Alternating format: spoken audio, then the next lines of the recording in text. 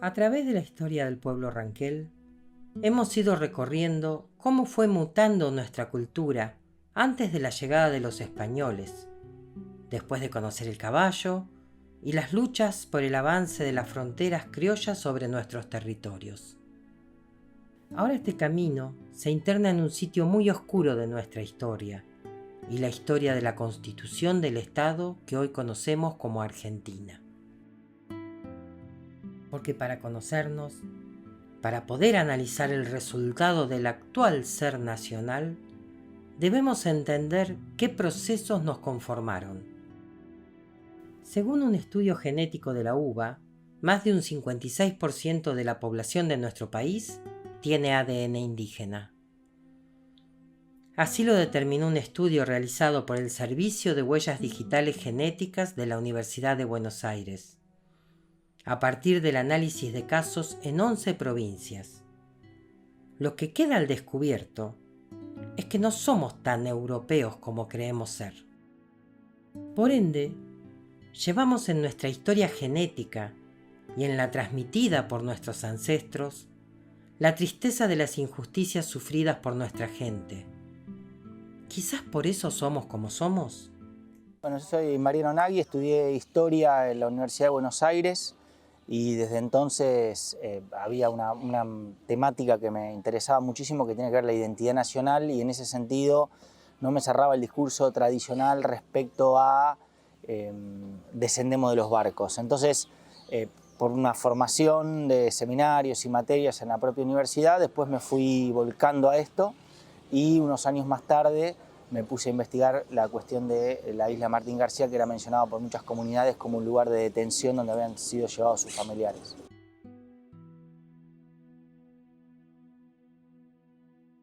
Pero esa terrible historia aún sigue bastante oculta.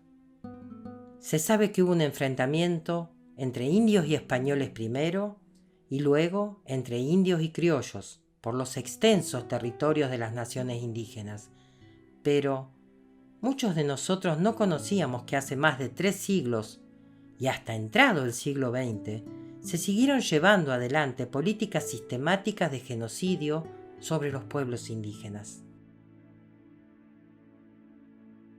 El genocidio es el intento de destrucción total o parcial de un grupo por su pertenencia, y había una descripción, ¿no? Esta es la parte técnica. Esa descripción habla de, en realidad, 4 grupos, digamos 3, porque uno quedó, digamos, atrasado en el tiempo, que era el concepto de raza.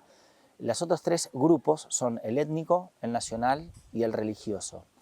Lo que tenemos que entender para el sentido común, para trabajar en las aulas, etcétera, que un genocidio es cuando algunos de los muchos delitos que se pueden, digamos, buscar por hoy en internet, que por ahí son delitos comunes, son cometidos porque esas personas pertenecen a un grupo que previamente es construido como un colectivo a destruir o eliminar. Por eso, o sea, lo importante no es la cantidad de personas. Mientras en la isla Martín García había gente que entraba detenida porque había cometido un delito y le decían vas a cumplir tantos años de detención, los indígenas iban detenidos a Martín García y a otros puntos, porque no fue el único campo de concentración, por su condición de pertenencia a ser indígenas. Por eso son prisioneros de guerra al Estado argentino. No hacía falta que no porque hubieran hecho nada malo. Exactamente, por eso caían, digamos, hombres, mujeres, ancianos y ancianas, niños y niñas. O sea, la pertenencia étnica es lo que llevó al Estado argentino, además de que una pretensión económica y de soberanía, de quedarse con el territorio indígena, de apropiarse y construirlo como propio. Los indígenas eran un grupo a ser exterminado. Si volvemos a la síntesis de que es un genocidio, es cuando el Estado intenta eliminar total o parcialmente un grupo, o que ese grupo no se pueda reproducir culturalmente, y lo ataca por esa pertenencia étnica. El crimen en este caso era pertenecer a un grupo indígena. Exactamente. A una nación indígena, a un pueblo indígena. Correcto. Ese fue el crimen. Exacto. Por el cual se practicó ese genocidio. Exacto, exacto. Esa es la idea.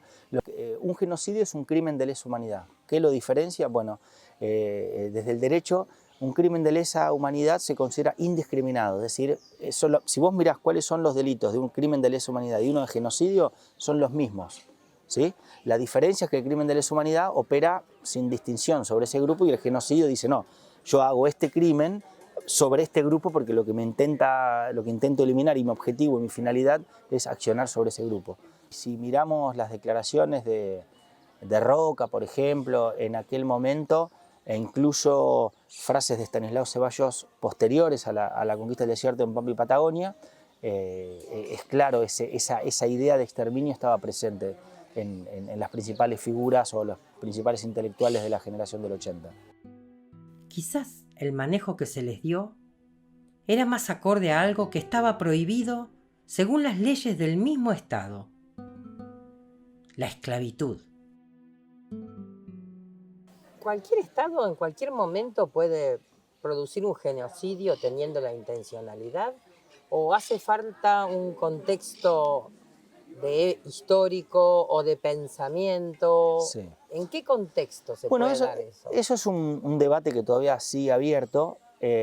A mí me gusta volver a los orígenes del concepto, que es a mitad del siglo XX, y a la persona que inventó el concepto, que fue un abogado polaco que se llamó Rafael Lemkin. Él lo que aclaraba de entrada es que los genocidios ocurrieron siempre. O sea, lo que él estaba inventando era un concepto, no un delito. Además, obviamente primero existe el delito, después se le pone un nombre y después llega como tipo penal, como bien nos aclaraba una colega, Florencia Rolet. No existe que alguien invente en el tipo penal, inscriba algo que nunca ocurrió y que no tiene nombre. O sea, el orden es, siempre va a ser, el tipo penal va a ser anacrónico respecto a los hechos. Lo que notamos, la evidencia histórica al menos demuestra, es una relación directa en el proceso de construcción de los estados nacionales en todo el mundo y la perpetración de genocidios. Y también me gusta creer, yo adelanto como hipótesis, que esto pasa también con los campos de concentración, uno de los dispositivos más presentes en los genocidios. No es que si no hay campo de concentración no hay genocidio, pero suele haber una simbiosis entre el dispositivo campo de concentración y el crimen de genocidio.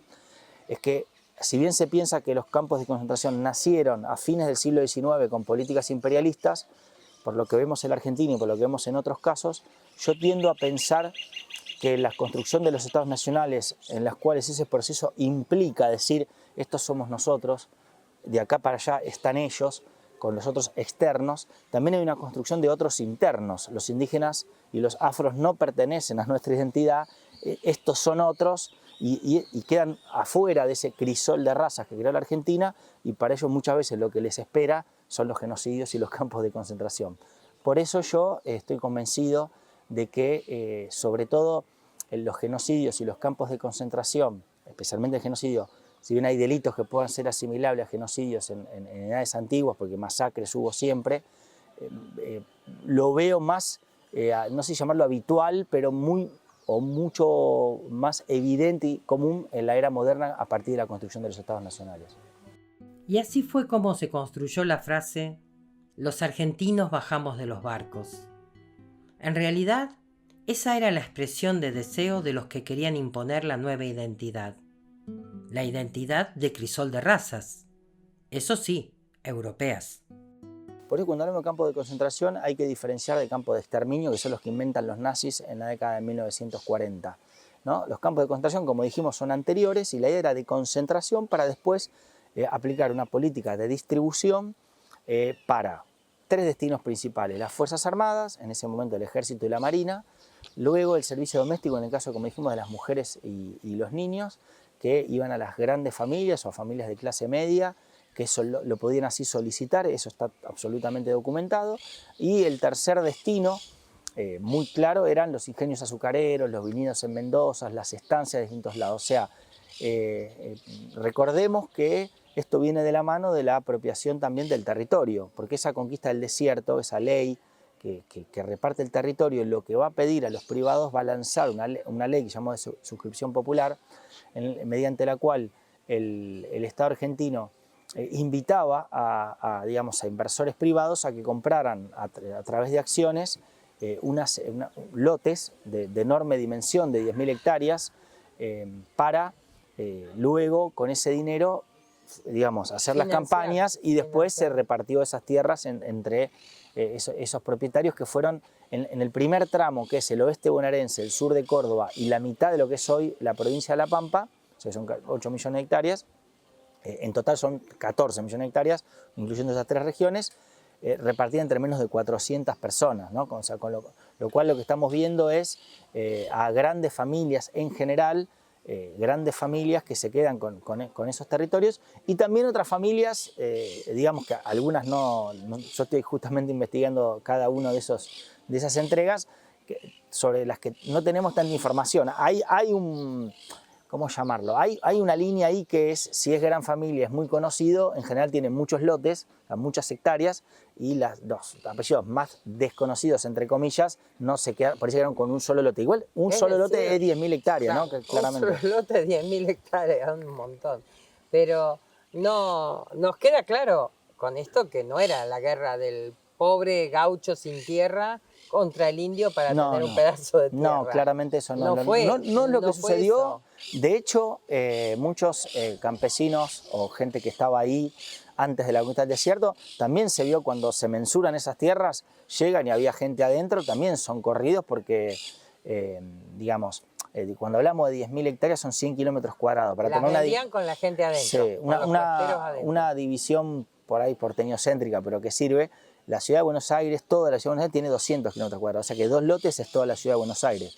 Entonces, que es el promedio de lo que se quedó cada uno, ¿no? Más allá que hay gente que se quedó con un solo lote y gente que se quedó, no sé, con 20 lotes, no muchos, pero algunos hay. Son familias de apellidos ilustres, claro, Unzué, Anchorena, Luro, Drisdale, hay muchos ingleses, o sea, esos son el grueso de familias, digamos, que son los que más se quedan. Después hay otras que, bueno, hay que investigar, digamos, si son grandes familias, pero lo que es cierto, que lo que encontramos en muchos casos, que después la mano de obra en esos lugares que son grandes propiedades también van a ser los indígenas que no son apresados, que eso también va a pasar mucho.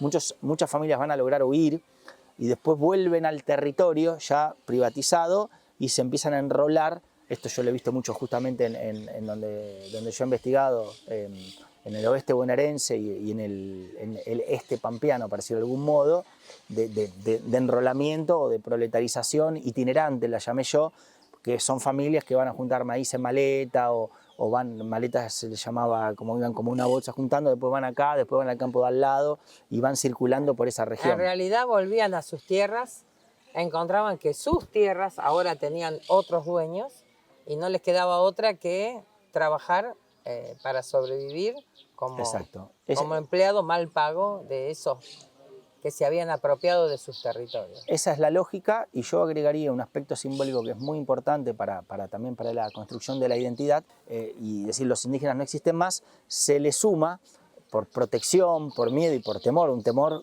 absolutamente concreto de que el proceso de violencia continuara, como se ha demostrado en otros lugares, se ha demostrado con la policía fronteriza, después con parques nacionales. Sigue sucediendo en muchos lugares de nuestro país. De nuestro país, exactamente.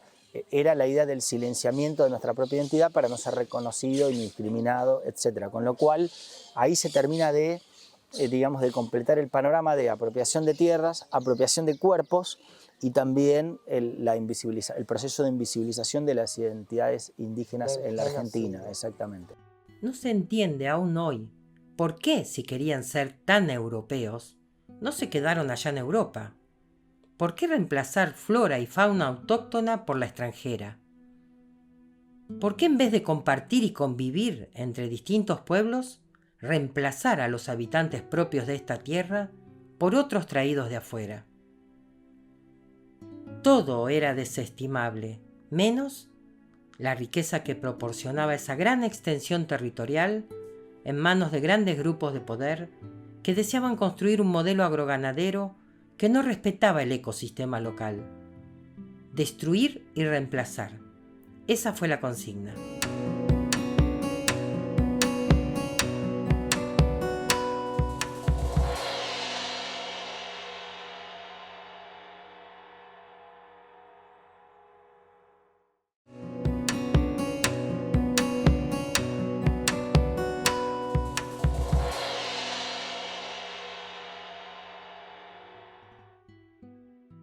La suerte para los ranqueles ya estaba echada. A pesar de los numerosos tratados de paz y la frágil armonía que estos mantenían, ya casi 2 décadas antes, una ley unilateral de Argentina había demostrado que nunca se pretendió cumplir con los pactos, que en cuanto se pudiera se iba a traicionar el acuerdo firmado.